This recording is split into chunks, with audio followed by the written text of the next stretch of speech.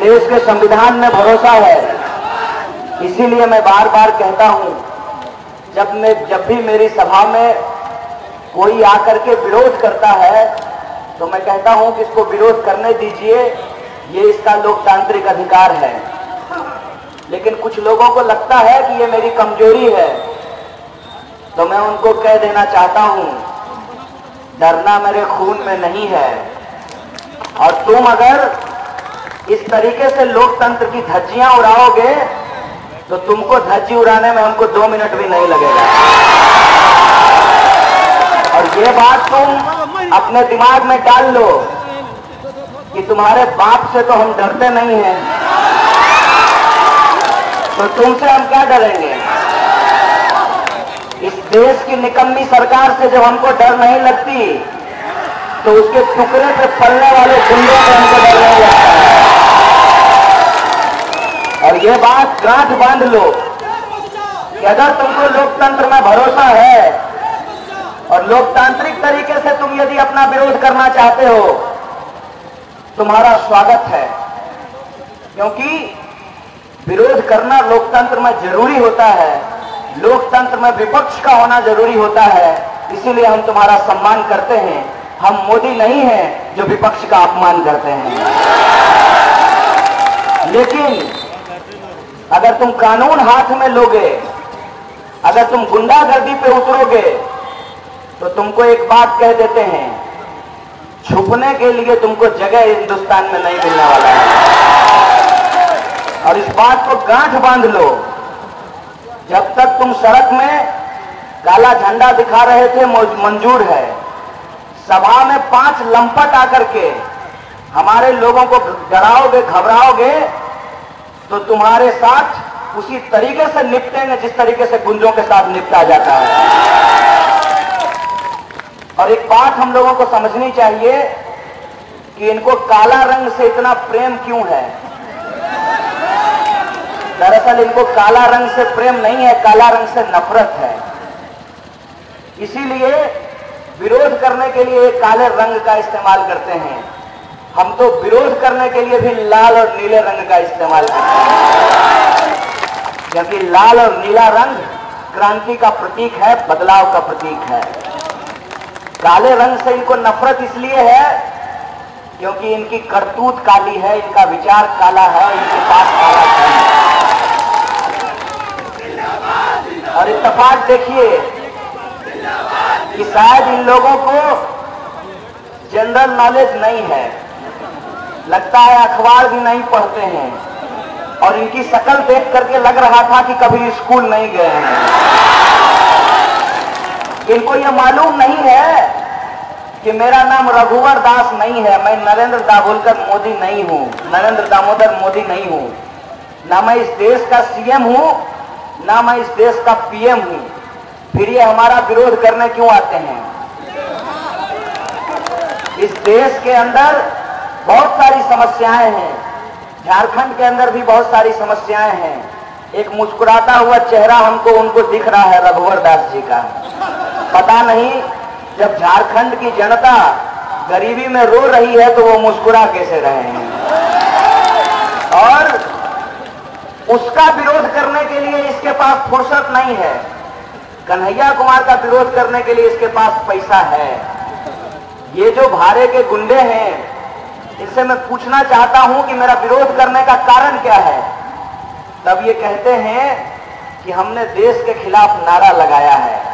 अब बताओ, यदि हमने देश के खिलाफ नारा लगाया है तो पुलिस खड़ा होकर के हमको सुरक्षा दे रही है और तुमको गुंडा की तरह पकड़ करके जेल ले जा रही है।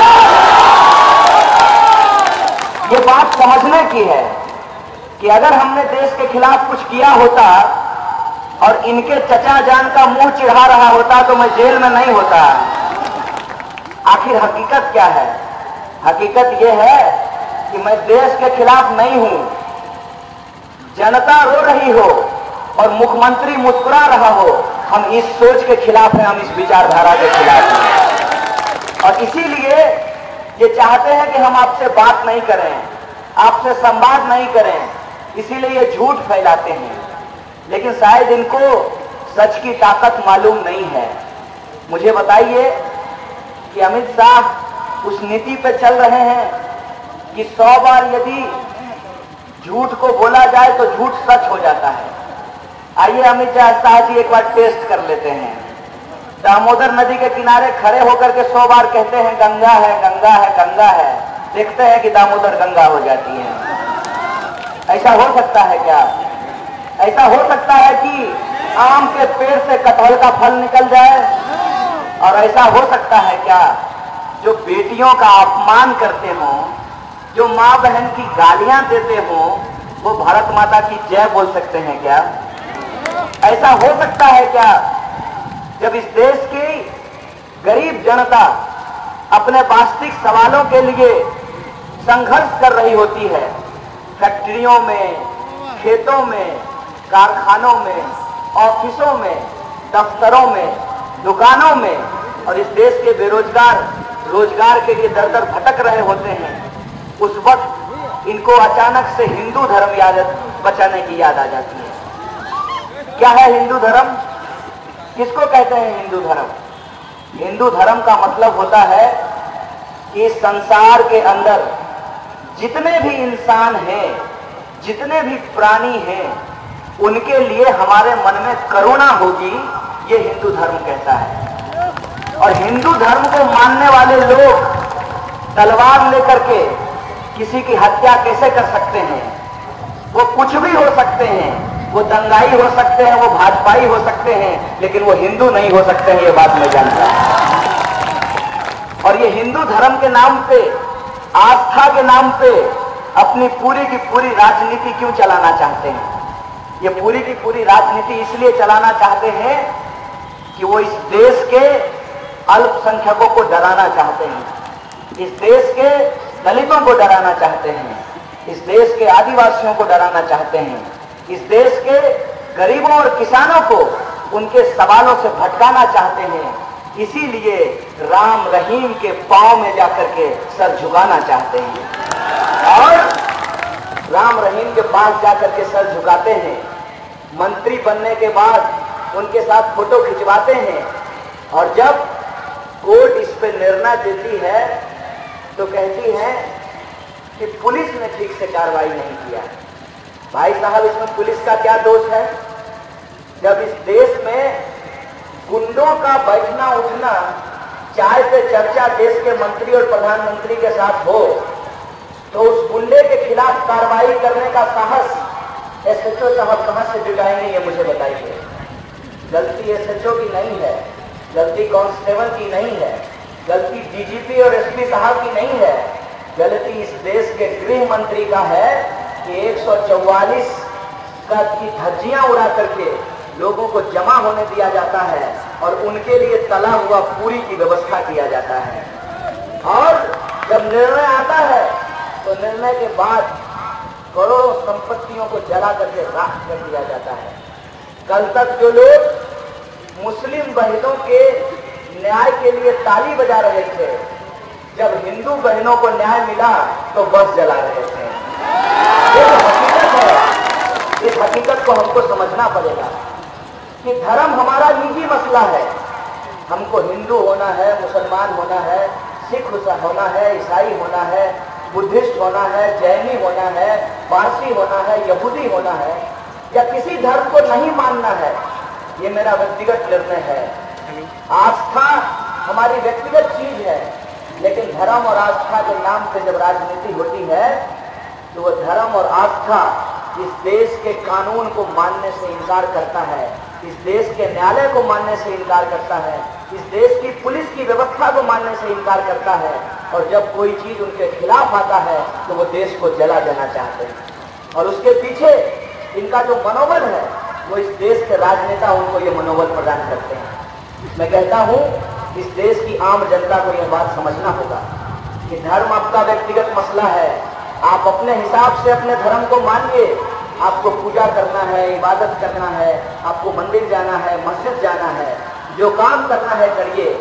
लेकिन जब आप वोट देने के लिए जाते हैं तो आपको वोट धर्म पे नहीं, धर्म के लिए नहीं, अपने आने वाली पीढ़ी के लिए देना चाहिए। ये बात आपके दिमाग में होनी चाहिए। आपको ये सोचना चाहिए इस देश के अंदर जो चुनाव में हमारे लिए वादे किए जाते हैं कि काला धन कम होगा, महंगाई कम होगी, 15 लाख रुपए आपके खाते में पहुंचाया जाएगा, नौजवानों के लिए 2 करोड़ रोजगार पैदा किया जाएगा, सबका साथ होगा, सबका विकास होगा, उस पर आपको सवाल खड़ा करना चाहिए।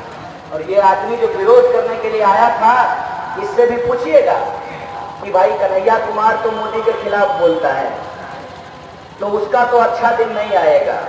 तुम तो दिन रात मोदी मोदी का जाप करते हो, तुम्हारा अच्छा दिन आया है कि नहीं आया है? तुम्हारे लिए 2 करोड़ रोजगार पैदा हुआ है कि नहीं हुआ है? अगर उसके लिए 2 करोड़ रोजगार पैदा हुआ होता तब वो अभी किसी दफ्तर में बैठ करके नौकरी कर रहा होता, हमारा विरोध करने नहीं आता। अभी देखिए, पुलिस के जो लोग हैं जिनको नौकरी मिली हुई है, वो डंडा लेकर के, राइफल लेकर के अपनी ड्यूटी कर रहे हैं, झंडा लेकर के किसी का विरोध करने के लिए जा रहे हैं। ये काम वो करते हैं जिनके पास कोई काम नहीं होता है। इसीलिए मैं उनसे पूछना चाहता हूं कि चलो हम लोग तो मोदी जी के खिलाफ बोलते हैं, तो हमारे लिए अलग से महंगाई बढ़ी होगी, तुम्हारे लिए तो महंगाई कम हो गई होगी। हमको टमाटर 100 रुपए खरीदना पड़ता है, तुमको तो 2 रुपए खरीदना पड़ता होगा। चलो हम विरोध करते हैं तो हमारे लिए पेट्रोल का दाम बढ़ा होगा। जिस गाड़ी पे चढ़ करके आए हो, झंडा लगा करके घूमते हो, उस गाड़ी में जो पेट्रोल डलवाते हो, तुमको 72 रुपए लीटर नहीं खर्चना पड़ता होगा, तुम्हारे लिए 12 रुपए लीटर मिलता होगा। ये सवाल पूछना चाहिए इनसे।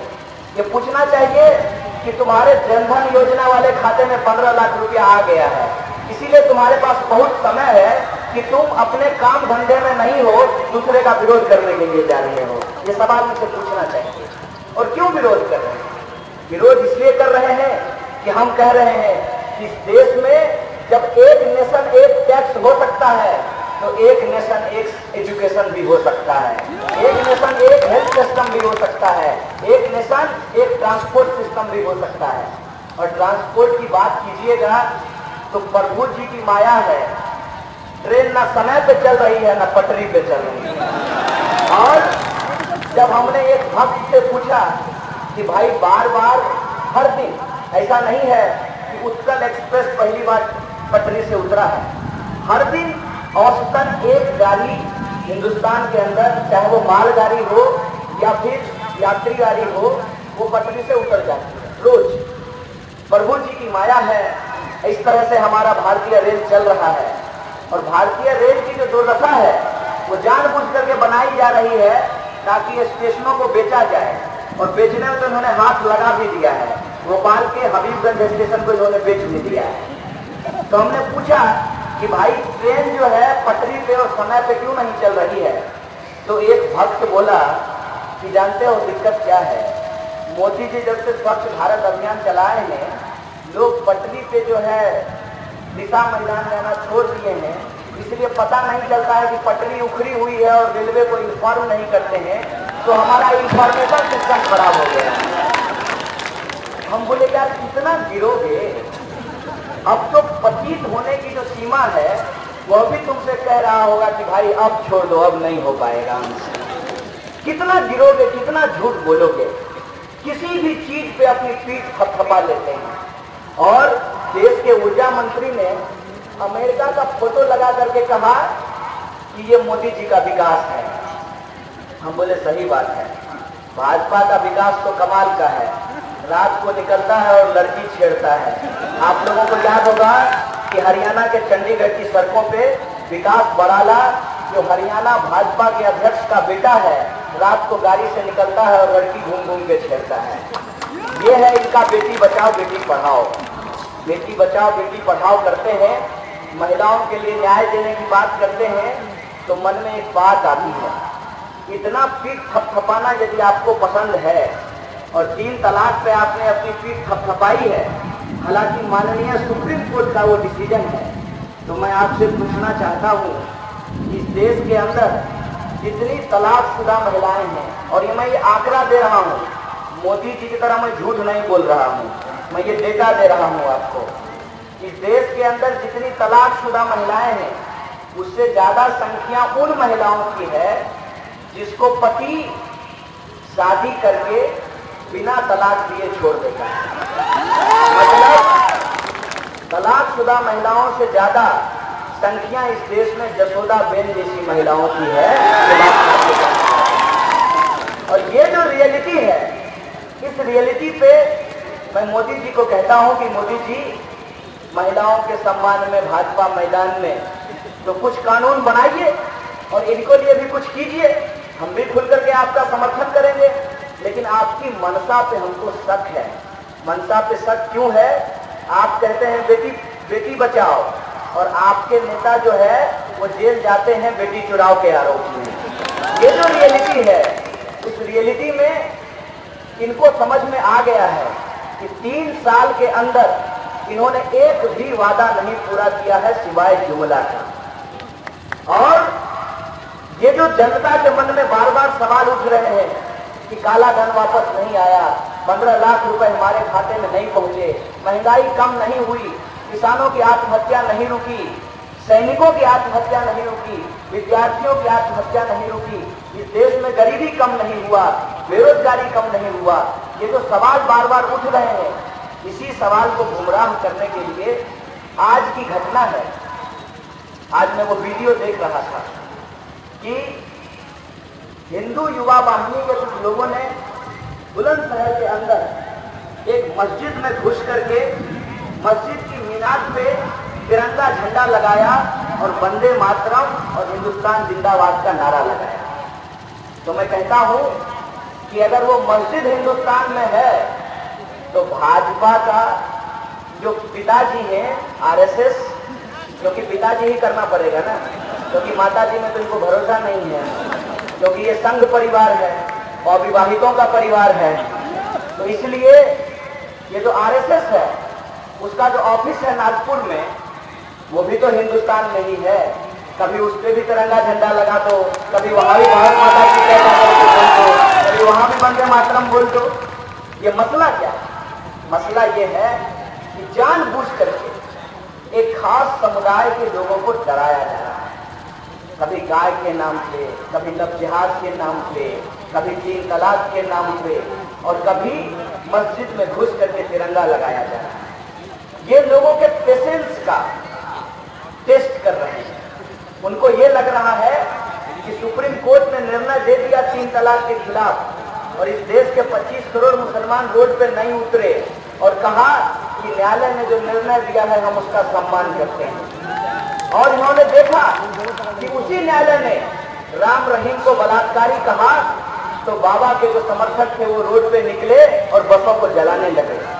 इसीलिए इस देश के अंदर ये स्थिति पैदा करना चाहते हैं कि 2 समुदायों के बीच में टकराव हो। जानबूझ करके 5 आदमी आया था काला झंडा लेकर के हमारा विरोध करने के लिए। यहाँ पे हजारों लोग खड़े हैं। अगर हम टकराव चाहते तो उसका कचूमर निकल जाता है। हम शांति चाहते हैं, लेकिन ये जानबूझ करके लोगों को उकसाते हैं, लोगों को भड़काते हैं और चाहते हैं कि इस देश के अंदर हिंसा फैले। और हिंसा को रोकने के नाम पे ये हमारे सैनिकों का अपमान करवा रहे हैं। बार बार हर घटना में सेना का इस्तेमाल करके ये हमारे सैनिकों का अपमान कर रहे हैं। और हमारी जितनी संस्थाएं हैं, चाहे वो मीडिया हो, चाहे वो नौकरशाही हो, चाहे वो सेना हो, उसका राजनीतिकरण कर रहे हैं। सेना के पूर्व अधिकारी जनरल वीके सिंह भाजपा के मंत्री हैं, भाजपा के सांसद हैं। इस देश की पूर्व महिला आईपीएस किरण बेदी भाजपा के नेता हैं, भाजपा के टिकट पे चुनाव लड़े और भाजपा ने भी उनको राज्यपाल बनाया है। जी न्यूज के मालिक सुभाष चंद्रा भाजपा के समर्थन से राज्यसभा के मेंबर बने। हर एक संस्था का ये राजनीतिकरण कर रहे हैं और लोगों के अंदर डर का माहौल पैदा करके लोगों को हिंसा की तरफ धकेल रहे हैं, लोगों को लड़ा रहे हैं। क्यों लड़ा रहे हैं?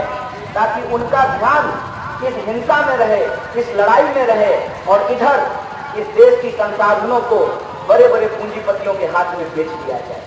और आप देखेंगे कि झारखंड के अंदर उसी की एक कोशिश के तहत सीएनटी और एसपीटी एक्ट में बदलाव करने की बात की गई, ताकि इस भूमि की खनिज संपदा को इस देश के जो लूटने वाले लोग हैं उनके हाथों में सौंप दिया जाए। ये जो गंभीर साजिश है इस गंभीर साजिश को हम नौजवानों को समझना और पूरी ईमानदारी से, पूरे कमिटमेंट से इस बात को यदि हम समझते हैं तो हमको एकजुट होकर के, चाहे हम हिंदू हो, मुसलमान हो, सिख हो, ईसाई हो, हमको इस देश के संविधान में यदि भरोसा है तो हमको इस देश के किसानों के लिए, मजदूरों के लिए, नौजवानों के लिए, गरीबों के लिए, विद्यार्थियों के लिए, महिलाओं के लिए, दलितों के लिए, आदिवासियों के लिए एकजुट होकर के संघर्ष करना पड़ेगा, ताकि सबको शिक्षा, सबको काम, मजदूरों को मजदूरी, किसानों को उनके फसल का दाम और इस देश में रहने वाली तमाम जनता को आत्मसम्मान दिया जा सके। ये जिम्मेवारी आज हमारे कंधे पे है और इसी जिम्मेवारी को समझते हुए हम विभिन्न राज्यों से होते हुए झारखंड की इस पावन भूमि पे आए हैं। यह धरती बिरसा मुंडा की धरती है और बिरसा मुंडा ने ब्रिटिश साम्राज्यवाद के खिलाफ एक जन आंदोलन को खड़ा किया था और आज उसी ब्रिटिशर्स के साथ चाय पीने वाले लोगों ने सत्ता पे काबिज हुआ है और वो इस देश की संसाधनों को दोबारा बेचना चाहते हैं, देश के संविधान को बदलना चाहते हैं, देश का जो कमजोर तबका है उसको डराना चाहते हैं। उसके खिलाफ हम लोगों को बिरसा मुंडा को याद करते हुए, भगत सिंह और बाबा साहब भीमराव अम्बेडकर को याद करते हुए इस संघर्ष को, इस आह्वान को हमको तेज करना होगा। और यदि हम इस संघर्ष, इस आह्वान को तेज करने के लिए तैयार हैं तो मैं कहता हूं जो डराने वाले लोग हैं दरअसल वो डरे हुए लोग हैं। हम संघर्ष करने वाले लोग हैं, हम संघर्ष करेंगे और सबके सामाजिक न्याय के लिए, सबके हक और अधिकार के लिए इस लड़ाई को जरूर जीतेंगे। इसीलिए आप तमाम लोगों से मैं यह अपील करना चाहता हूं कि हमको अपना धैर्य नहीं खोना है और जो शरारती तत्व हैं, जो समाज को बांटना चाहते हैं, उनको हमको पहचान करना है और उनसे घबराने और डरने की बजाय पूरी ईमानदारी से, लोकतांत्रिक तरीके से उनसे हमको मुकाबला करना है।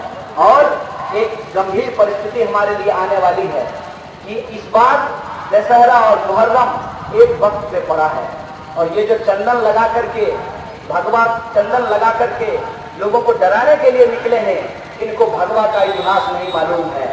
भगवा का इतिहास इस देश में वीरता का इतिहास है, कायरता का इतिहास नहीं है, डराने का इतिहास नहीं है, लड़ने का इतिहास है। भगवा रंग शिवाजी का रंग है। इनको बताना पड़ेगा कि तुम भगवा का इतिहास नहीं जानते हो, तुम डरना जानते हो, डराना जानते हो, हम हक के लिए लड़ना जानते हैं, जीतना जानते हैं। इसीलिए ये जो गंभीर परिस्थिति हमारे सामने आने वाली है, जिसमें मुहर्रम और दशहरा एक साथ है, मैं आप तमाम लोकतांत्रिक लोगों से अपील करना चाहता हूं कि अपना धैर्य बनाए रखिए। हर गांव में मूर्ख होते हैं, मूर्खों का कोई गांव नहीं होता है। हर गांव में बलात्कारी होते हैं, हर गांव में पापी होते हैं, भ्रष्टाचारी होते हैं, इनका कोई अलग से गांव नहीं होता है। उनको अलग करके जो ईमानदार लोग हैं, जो अमन पसंद लोग हैं, जिनको सच में अल्लाह और ईश्वर में भरोसा है, उनको एकजुट होकर के, जिनको शांति और अहिंसा में भरोसा है, उनको मिल करके देश के अंदर लोकतंत्र के प्रति जो उनकी आस्था है उसको मजबूत करना होगा। और आने वाले समय में अलग अलग मोहल्लों में पीस कमेटी बना करके इस बात को इंश्योर करना होगा कि पूरे सम्मान से मां दुर्गा की मूर्ति भी विसर्जित होगी और पूरे सुरक्षा के साथ मुहर्रम का तजिया भी निकाला जाएगा। ये बात हम लोगों को इंश्योर करना होगा। और हम कहते हैं, मार्टिन लूथर किंग बहुत पहले कह गए थे कि बुरे लोग इसलिए चिल्ला रहे हैं कि अच्छे लोग चुप हैं। अच्छे लोगों को अपने घरों से बाहर निकलना होगा और बुराई से संघर्ष करना होगा।